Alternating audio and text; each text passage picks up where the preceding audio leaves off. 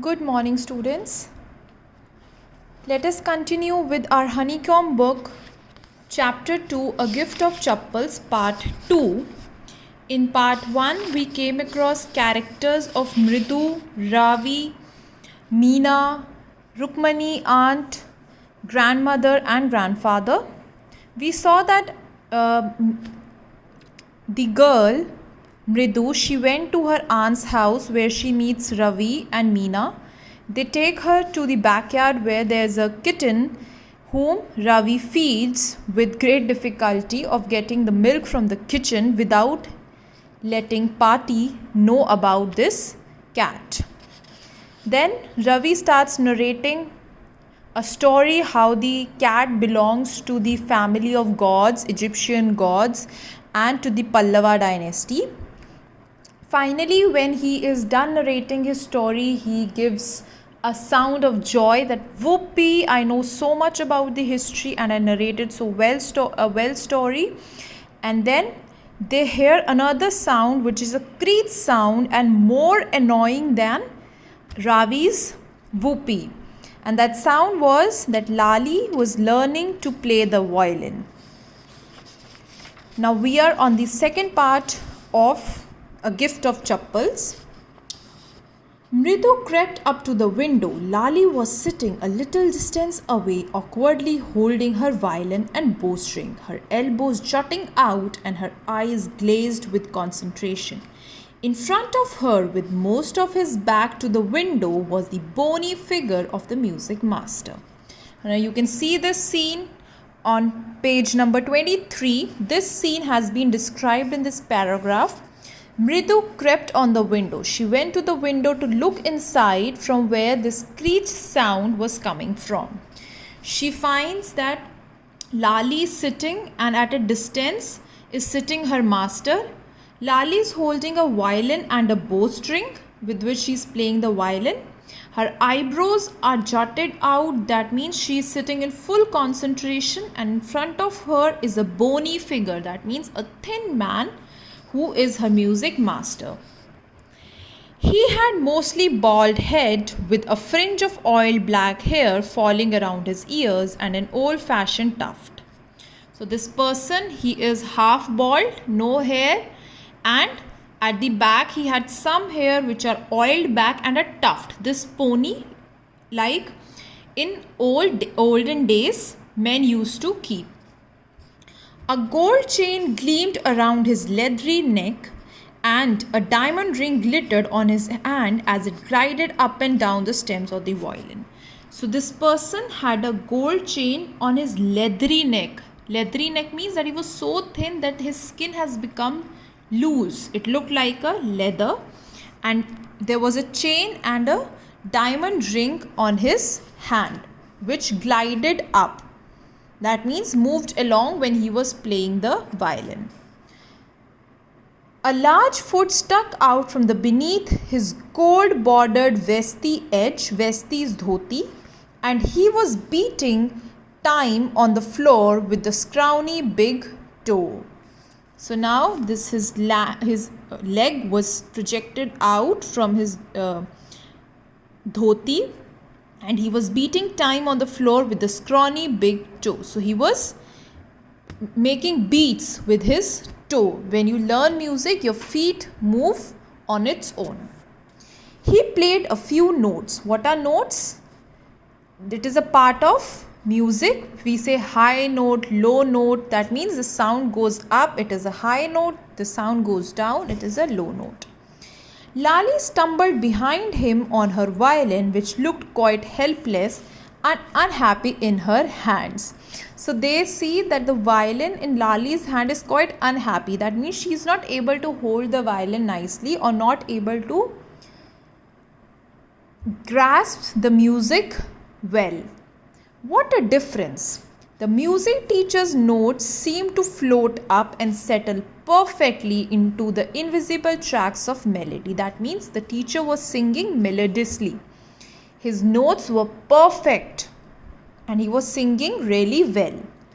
It was like the wheels of a train fitting smoothly into the rails and whizzing along, as Ravi said. So Ravi said that The music teacher sings as if the train is moving smoothly on the track. That means he plays the violin really well. Mritu stared at that huge beringed hand moving effortlessly up the violin stem, making lovely music. And then Mridu, she started looking at that hand of this master who was playing music nicely. Squawk! There was Lali derailing again. And then again they saw that Lali was playing music not so well. It looked as if the train has got off track. The sound was produced like that. Amma, came a wail from the gate. Amma, oh! Ravi, sent that beggar away, cried his mother from the back veranda where she was chatting with Tapi. He has been coming here every day for the past week and it's time he found another house to beg from, Pati explained to Tapi. So now, here what happened? Suddenly they heard a sound where Ravi's mother cried, said, Ravi, send the beggar away. So there was somebody at the gate who said, Amma, Amma, oh. So this was the beggar who was calling the lady inside the house, saying, Amma, Amma. And the mother said, Ravi, send him away. Just ask him to go away. He has been coming here every day. Now she says that he is coming here every day. Ask him to go away. He should go to some other house and ask for food. Mritu and Meena followed Ravi out. The beggar was already in the garden making himself quite at home. So he has been coming there since some time and he felt as if it's his home. He had already come inside and sat in the garden. He had spread his upper cloth under the neem tree and was leaning against its trunk, apparently prepared to take a little snooze while he waited for the arms to appear. So he sat there, he felt like every day it's another day. So they used to give him alms. Alms is when you give the beggar to something to eat or something helpful to him. So he had been getting this from here, but now the mother said it's time he should find some other house, ask him to go away. But he has already placed his cloth near the neem tree and he sat there and waited was about to snooze. That means to sleep while he was waiting for the alms to appear. That means whatever they will give with their generosity. Go away, said Ravi sternly, and Ravi strictly says go away as told by his mother. My Pati says it's time you found another house to beg from. He says my grandmother is saying you should go and find some other house. We are not giving you any more thing. The beggar opened his eyes very wide and gazed at each of the children one by one. The ladies of this house, he said at last in a voice choked with feeling, are very kind souls. I have kept my body and soul together on their generosity for a whole week. And his eyes became wide open. He says, how come they are refusing to give me today? The ladies of this house are generous enough. And I was able to survive. Kept my body and soul together means I was able to live on their generosity. That they were so kind, so generous to give me something to eat. And I was living on that. I cannot believe that they would turn me away. He raised his voice. Amma, oh Amma. He says, I don't believe they are asking me to go away. And he again called Amma. Sad his wail might be, but it certainly wasn't feeble. So, his wail means the thing that he was crying out. He was speaking loudly. That was a wail. He says the wail was feeble. That means it was soft and sad. It wasn't soft. It wasn't feeble, but it was sad. It began in a deep, strong rumble somewhere in his withered belly and came booming out of his mouth. So they said that from in his belly, which was empty, the sound came from his belly and then busted from his mouth with its few remaining teeth stained brown with beetle chewing. From his teeth, which have turned brown because he was chewing beetle. He was eating pan. So his teeth have become brown. Ravi, tell him there's nothing left in the kitchen, called Rukumani. The aunt said, Ravi, tell him that there's nothing in the kitchen, he should go away. And he's not to come again. Tell him that. She sounded fed up. So she has become fed up of this person that he's coming again and tell him to go away. Ravi didn't have to repeat it all to the beggar. Ravi did not feel to repeat it. Why? Because Rukumani aunt, his mother, said it so loudly that the beggar heard it. What his mother said has been easy for all of them to hear. There under the neem tree, the beggar sat up and sighed. So he sighed like this. He said, now I will not get anything today. The lady is stern enough, sure enough that she won't give me anything. I'll go, he said wearily. Only let me have a rest here under this tree. The sun is so hot, the tar has melted on the road. What is tar? The substance that they lay on the road. That is hot enough, right? And the sun is also hot. He said the tar has been melted. The roads have become really hot. Please let me rest under this tree.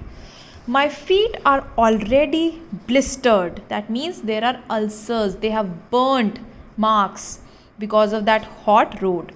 He stretched out his feet to show large pink peeling blisters on the soles of his bare feet. And he put his feet out, showing them that, see, I have got these blisters, red colored marks, burned marks on my feet. I suppose he doesn't have the money to buy chappals. Mridu whispered to Meena and Ravi, have you got an old pair in the house somewhere? So Mridu said that, see, his feet have become so bad, they have got burned because of this heat. He might not have chappals to wear, and a person has to live on its feet, on his feet. So a pair of slippers is very important. And she says, do you have any old pair of slippers? I don't know, said Ravi. Mine are too small to fit his feet. Or I had given them to him, and his feet were larger than Mridu's and Meena's. So he says, mine are small enough, so is Mridu's and Meena's, and his feet are large, so I don't have any pair. The beggar was shaking out his upper cloth and tightening his dhoti. He raised his eyes and looked fearfully at the road, gleaming in the afternoon heat. And then this beggar, he looked at the road and became sad that I have to walk on this road again. I have to sit on this road in this hot weather if they don't allow me to sit under the tree. He needs something on his feet, Meena said, her big eyes filling. It's not fair. Shh, said Ravi. I am thinking about it, blubbering. And he says, slow down your voice. I'm thinking about it. How can we help this poor person? In 2 minutes, he'll be frying his feet on that road. So he says if he goes out, his feet will get burned, will fry in that hot road. What he needs is a pair of chappals. So where do we get them? Come, let's search the house. He pushed Mridu and Meena into the house.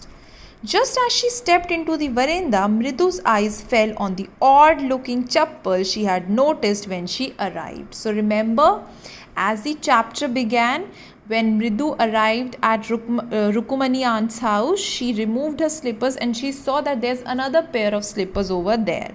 And she just entered the veranda. When they were looking for slippers, she saw those odd-looking chappals. Ravi, she whispered to him, whose are those? Ravi turned and glanced at the shabby-looking but sturdy old slippers. So the slippers looked ugly, but they were sturdy, they were strong. He beamed and nodded. He saw those slippers. He looked at them and then he nodded. He moved his neck. These are just the right size. Nodded means, in a way, when we move our neck to say yes. He said, yes, these slippers are the right size slippers for him. Picking them up, Mridu and Meena followed him nervously back into the garden. And Ravi instantly picked those slippers and moved towards the garden.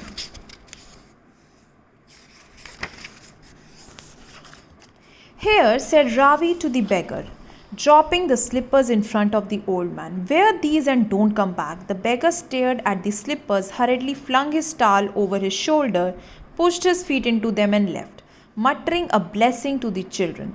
In a minute, he had vanished around the corner of the street, and he became so happy that he found something to wear and move on that hot road, and he quickly wore the slippers, blessed those kind souls, and immediately left. The music master came out of the house and took an unappreciative look at the three of them, sitting quietly under the tree, playing marbles. Then he searched for his chappals in the veranda where he had put them. So, whose slippers were those? The music master's slippers. And when he came out after giving Lali a music lesson, he saw that these three children were playing in the garden with marbles, and he went outside to wear the chappals, but he could not find them. Lali, he called. After a few moments, she hurried up to him. Have you seen my chappals, my dear? I remember having kept them here. Ravi, Mridu, Meena silently watched Lali and the music master search every corner of the veranda. He scurried around, looking over the railing and crouching near the flower pots to look between them. So he went everywhere to look for the chappals. He looked between the flower pots, on the railing, everywhere he could. Brand new they were. I went all the way to Mount Road to buy them. He went on saying, they cost a whole month's fees, do you know? And whenever we lose something, we realize its value, especially the cost price of it, that at what price we bought it. So same happened with this teacher. He said, I got this for a lot of money and I especially went to Mount Road to buy them. It is my whole month's fees. Soon Lali went in to tell her mother. Rukumani appeared, looking harassed with Pati following her. So everybody came out. Where could they be? It's really quite upsetting to think someone might have stolen them. So many vendors come to the door, worried Pati. So she says, it's very upsetting that somebody had stolen your slippers. There are so many vendors. Vendors are like the vegetable vendor, the fruit vendors, the people who come and sell products. He says so many come and I think somebody has stolen it. Rukumani caught sight of Ravi, Mridu and Meena sitting under the tree. Have you children? She began, and then seeing that they were curiously quiet, went on more slowly. Seen anyone lurking around the veranda? So she started like, have you seen anyone lurking around the veranda, moving around in the veranda? A sharp V-shaped line had formed between her eyebrows. Another straight, tighter one appeared in place of her usually soft, pleasant mouth. So her eyebrows tightened as if she was expecting an answer, that she was worried that where did the chappals go. And she asked these children that, do you see any chappals? Or did you see anyone who's moving around the veranda? Rukumani was angry, thought Mridu with a shiver. She wouldn't be so upset if she knew about the poor beggar with sores on his feet, she tried to tell herself. So Mridu figured out that Rukumani is angry with the thought that the master has lost his chappal, somebody has taken it, and she said that aunt wouldn't be so upset if she knew that poor beggar had blisters. That means she is upset for that somebody has lost their slippers, but she wouldn't be so much upset with for the beggar who has got burnt marks on his feet. Taking a deep breath, she cried, Rukumani, there was a beggar here. Poor thing, he had such boils on his feet. And now Mridu comes up and says, there was a beggar moving around here and he had boils on his feet, burnt feet. So, said Rukumani grimly, turning to Ravi, you gave the music master's chappals to that old beggar who turns up here? Children these days, groaned Pati, and they both became angry with these children. They said, these children, they have no sense. Did you give those chappals to the beggar? Amma, didn't you tell me about Karna who gave away everything he had, even his gold earring? He was so kind and generous.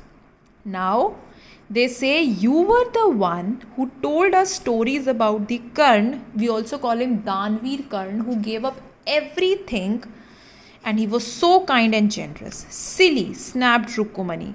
Karan didn't give away other people's things. He only gave away his own. So he says, you silly people, Karan gave his own things, not somebody else's things. But my chappals wouldn't have fitted the beggar's feet. Ravi rushed brashly on. And Amma, if they didn't fit, would you really not have minded? So he says, कि my chappals wouldn't fit to the beggar, and if they had fit the beggar feet, You would have minded then also. So I gave the master's chappal, then also you are upset, and if I would have given mine also, then also. Ravi, said Rukumani, very angry now. Go inside this minute. She hurried indoors and brought out Gopu Mama's hardly worn new chappals. She then brought Mama's chappal, which were hardly worn. He hadn't used those chappals. These should fit you, sir. Please put this on. I am so sorry. My son has been very naughty. The music master's eyes lit up. And this master, he was happy to see a new pair of slippers, which were brand new. He put them on, trying not to look so happy. He was happy from inside that I've got a new pair of chappals, but he didn't show that happiness because he wanted them to feel that it's because of you I lost my chappals. Well, I suppose these will have to do. He says, I think these would be fine. They would work okay to me. These days, children have no respect for the elders. What to do? A Hanuman incarnate. Only Rama can save such a naughty fellow. So he says, only God Ram can save these children. They are very naughty. Rukumani eyes flashed. She didn't seem to like Ravi being called a monkey, even a holy monkey. So when he says a Hanuman incarnate, so he says he's like a Hanuman. He is like a monkey. So Rukumani didn't feel good that my son has been called a monkey, even though he's called a holy monkey, Hanuman. But still she says he's not a monkey. She stood stiff and straight up by the front door. It was clear she wanted him to leave quickly. And then she felt bad that why is he calling my son a monkey? Even though he's called him Hanuman, but still he should not call him a monkey. And then she stood straight. She made way for the teacher to go. When he had clattered off in his new chappal, she said, Mridu, come in and have some tiffin. Honestly, how do you children think of such things? Thank God your Gopu Mama doesn't wear his chappals to work. As she walked towards the kitchen with Mridu and Meena, she suddenly began to laugh. So she says, I don't know where these ideas come to you, and thank God Gopu Mama didn't wear his chappals, so I could give those to the teacher. But he's always in such a hurry to throw off his shoes and socks and get into his chappals as soon as he comes home. So they say that you have given those chappals, but Mama as soon as he comes home, he searches for those chappals and he wants them. Why did you give it to the teacher? What's your Mama going to say this evening when I tell him I gave his chappals to the music master? So she started laughing that I thank God that he didn't wear those chappals to the office, but I know that once he comes home, he would ask for these chappals, and what would I tell him? That I gave these chappals to the music teacher. So now here we see that these children have a heart of gold. They felt bad for the beggar and they gave whatever they could saw that would fit the beggar to help him walk on that hot road. So here we conclude the chapter, A Gift of Chappals. Here we see the kind-hearted children.